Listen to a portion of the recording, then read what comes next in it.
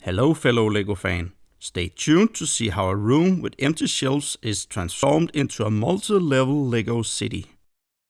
Brickostan. In the beginning the room was without form, and void and darkness was upon the face of the deep. And the Creator said, "Let there be shelves," and there were shelves. And the Creator saw the shelves, and it was good. And he divided the shelves from the darkness. And the Creator called the shelves IKEA, and the darkness he called Levin. Okay, enough of this nonsense. I will try to show how I built my LEGO room and LEGO city up until this day. Or to put it in another way, from nothing to something. The room I have for my LEGO city isn't the biggest, even though my wife probably disagrees on this. So I had to find the best solution to get as much LEGO city crammed into the room as possible. And still have some space for storage under the tables and have a city with a lot of train track. I settled on Ivar. No, not that Ivar. IKEA Ivar. Because the 50cm shelves were perfect for a 2 baseplate deep layout. And the Ivar corner modules could fit a full LEGO train circle. Perfect mass-produced Swedish furniture. On the walls above the shelves I placed some drawer storage so I could begin to sort my LEGO. Because of the wish to cram as much train and tram track into the city as possible, and because of the relatively small space available, I couldn't just create a flat city with standard road plates. And therefore it's by no means as easy to just swap around parts of the city as it would be with, for example, mills. So one of the first things I did was to cover most of the table with base plates and figuring out where to build the main railroad line. I managed to squeeze in my opinion, a pretty long railroad and one with tracks in multiple levels. One of the next things I started working on was an elevated part in the city. It's above the lower railroad line and in front of the upper railroad line. This raised part that was primarily built with duplo should be able to fit multiple modular buildings. On top of the big duplo plates, I added a layer of 2x2 and 2x4 bricks on which the modular buildings would rest. That way the buildings would end up at a correct height relative to the ground level. Next, I started figuring out how I would build my street with tram tracks.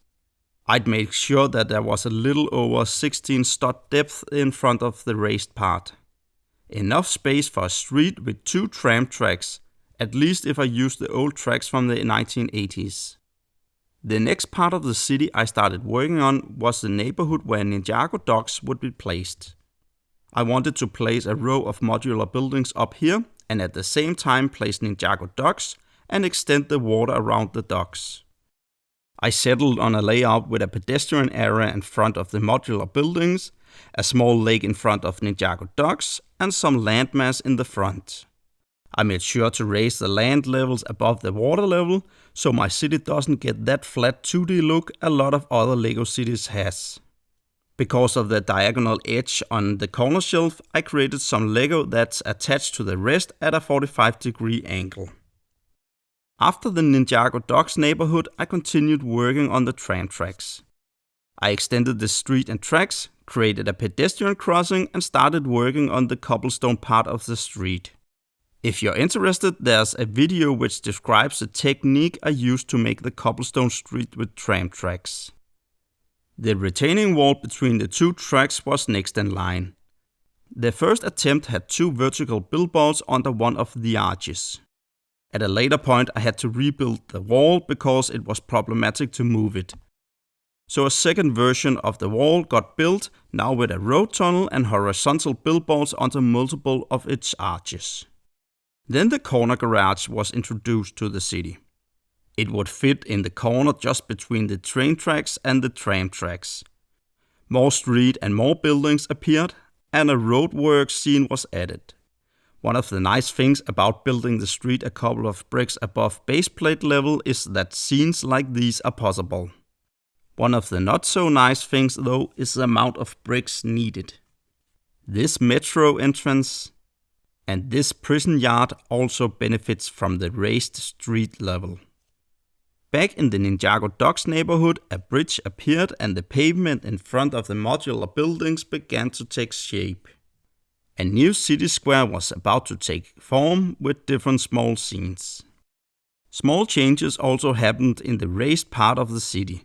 Billboards was added to the pillars and the different buildings got shifted around to make room for a small passageway next to the cinema.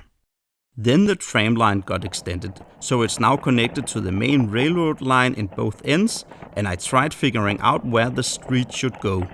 Should it follow the tram tracks around the corner? Should it turn and cross the railroad, or some third thing? I wanted the street to cross the railroad line left of the prison, but in the end I chose to create a road tunnel.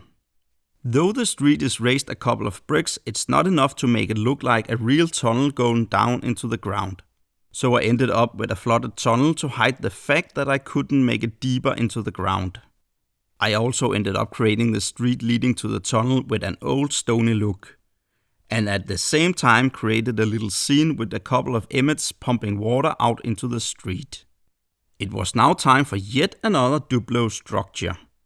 I wanted to make yet another raised neighborhood that could fit a couple of buildings and at the same time have a street so I could have a place for some of my vehicles. The part that can support big modular buildings is made of duplo because it creates a really sturdy structure, and the part where the street is supported by Lego Technic. I also ended up creating a pavement and room for some 8 white buildings on the other side of the street. One of the last additions to the city is the beach area. Originally I wanted to create a harbor in this area, but instead I ended up creating a beach. And with the purchase of Ninjago City, I ended up creating a beach at sea level and yet another duplo structure that could carry the massive weight of this giant Lego set. Because Ninjago City is surrounded by water and was placed above a beach, I thought that it would be natural that water would flow from the city down to the beach. And because the right side of the beach is located up against the IKEA shelves, another natural choice was to make a cliff wall here. And to spice it up a little, I made a boat rental shop carved into the rocks.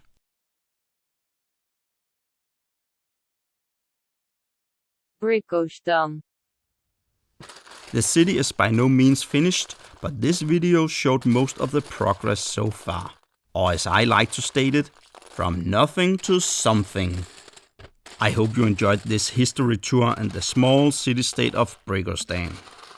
See you another time, and as other YouTubers stated, Remember to like and subscribe.